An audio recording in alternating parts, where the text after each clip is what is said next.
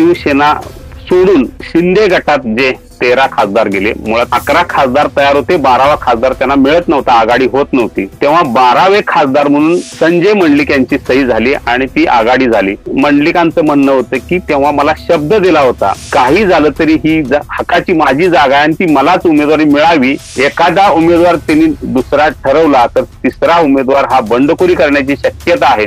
जेव्हा शिवसेना सोडून शिंदे गटात जे 13 खासदार गेले, मुळात पहिल्यांदा 11 खासदार तयार होते, 12वा खासदार त्यांना मिळत नव्हता, आघाडी होत नव्हती, तेव्हा 12वे खासदार म्हणून संजय मंडलिक यांची सही झाली आणि ती आघाडी झाली.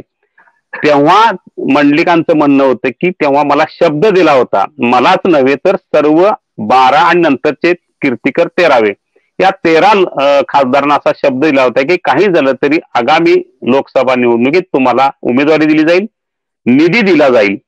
निधीचा शब्द त्यांनी पाळला, पण उमेदवारीचा शब्द 13 पैकी काही लोकांना तो पाळण्यात अजूनही मागं पुढे होत असल्यामुळं तसा नैसर्गिक हक्क हा मंडलिकांचा आहे, कारण ते विद्यमान खासदार आहेत.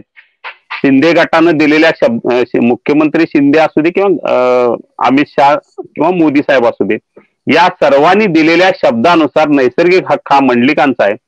पण एकूण जो काय अनेकदा सर्वे झाला, त्या सर्वेमध्ये मंडलिकांच्या विषयी नाराजी असल्यामुळं भाजपनं ही जागा एकतर तुम्ही भाजपला द्या, नसेल तर भाजपचा उमेदवार तुम्ही घ्या. आणि उमेदवार म्हणून त्यांनी 2 नावं पुढे केली आहेत, त्यात एक खासदार धनंजय महाडिक आणि दुसरे आहेत समरजित घाटगे.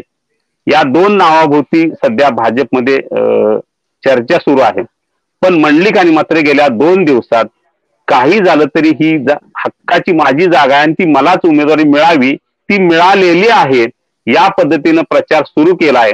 आता तर संध्याकाळी त्यांची मेळावा आहे, स्वाभिमानी मंडलिक कार्यकर्त्यांचा मेळावा म्हणून त्यांनी दबाव सुरू केलेला आहे. म्हणजे एक वेळ तुम्ही जर तिकीट दिला नाही तर मी बंडखोरी करेन, या पद्धतीचा दबाव त्यांच्या गटानं सुरू केला आहे. म्हणजेच एकीकडे कोल्हापूर लोकसभा मतदारसंघात शाहू महाराज यांच्या रूपानं महाविकास आघाडीचा उमेदवार निश्चित झालेला आहे, पण दुसरीकडे मात्र महायुती उमेदवार ठरवताना अजूनही मागे आहे. ती एवढी मागे आहे की एखादा उमेदवार त्यांनी दुसरा ठरवला तर तिसरा उमेदवार हा बंडखोरी करण्याची शक्यता आहे.